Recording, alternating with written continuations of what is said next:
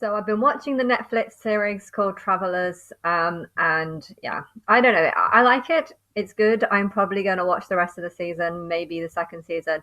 I like the idea of people time traveling from the future into the past and sort of having sort of pre-knowledge of the future.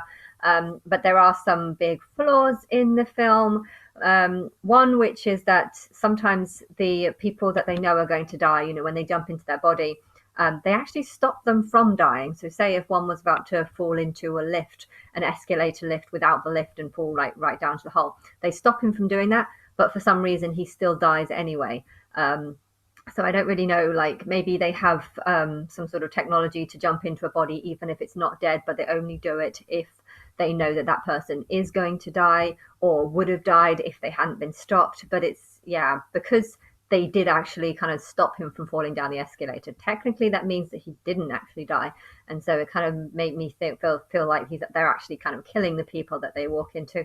And yeah, there's one that has like a drug addiction that he jumps into, like he overdoses and dies of a drug addiction, and yet when he goes into the body, he did actually put the drugs in him. And so, if a soul time travels into a body that's just had an overdose, surely the body would still die, and he wouldn't actually, because the person, the soul that's gone into this body, surely he would still feel the effects of having this overdose and still die. So I don't know. There's a few questionable things that I'm like, is this realistic? And also, one of them jumps into a body of someone who has a brand new baby, and she clearly doesn't know what to do with the baby. She starts feeding him a biscuit, which is like, no, I'm pretty sure he's not on solids yet. But yeah, you would have thought if she was from the future and an adult, she would have known that babies don't eat biscuits, or 6-month-old babies don't eat biscuits. And a big problem of that is that woman, the one who had the baby, she actually died because her partner kind of pushes her into something and she bangs her head and dies.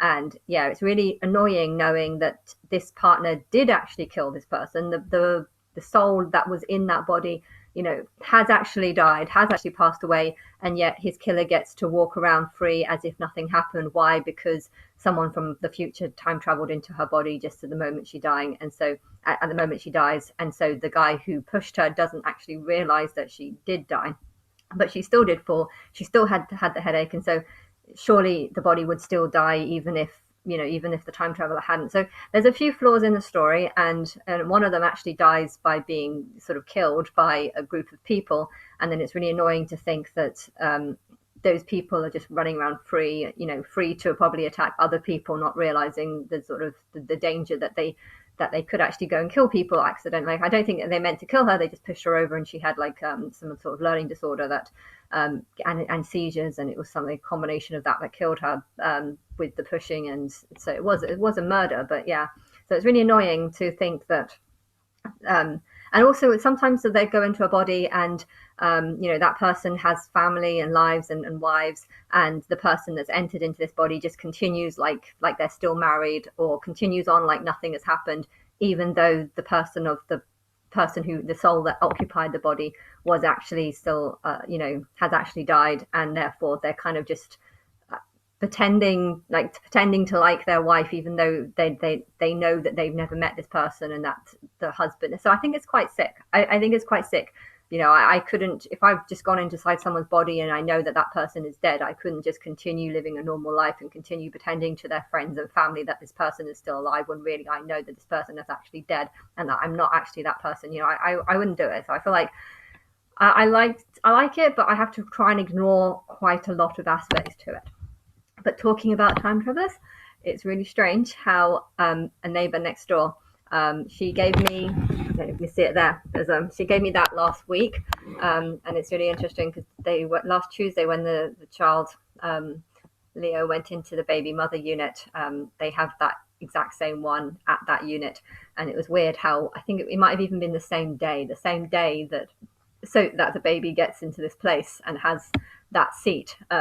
The neighbor also gives me the exact same seat with the exact same pattern, which is, yeah, that's kind of, I mean, she's had it for years, but yeah, that's how my higher self does time travel. She can go back, help people select or choose something, and then end up giving it I know, timing it so that her children, I think her children like 3 or 4 now, so they're not using it, and then she's given it to me on the same day that the baby ends up having it.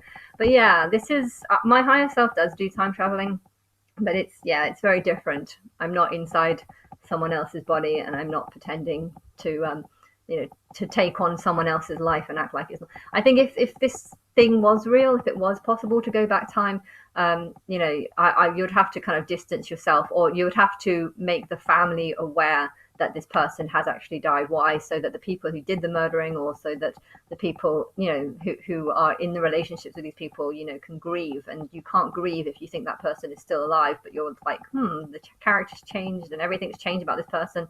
It'd be really unfair to just act like. I'm kind of curious to know what happens, like how do they die. But the thing is, if the characters that are now in different, like the different souls that are in the bodies, if they go and die some of a different cause later, they won't realize that they were actually died in a different way. And one of them dies by an overdose, and the family, he was actually overdosing with a friend, and the friend also a friend died, and he's survived, but only because that it's not actually him. They both died, but one of them had a time traveler soul inside of him, and the other one actually died. And it's just like the family of the person that died was blaming this guy. Oh, you should have stopped him and stuff. But in reality, it's like the person that you think you're talking to did actually die, and I'm not actually responsible for him doing the overdose. And I don't know. It's just, and it's true. If they know when all the people are dying, you can save them, and he's got all the knowledge of all the people that die, so that if time travelers do enter into the bodies, they would know where to go, or what will happen. But yeah, it's I don't know if I'm really buying the story, but I've got nothing else to do right now, hence why I'm watching it.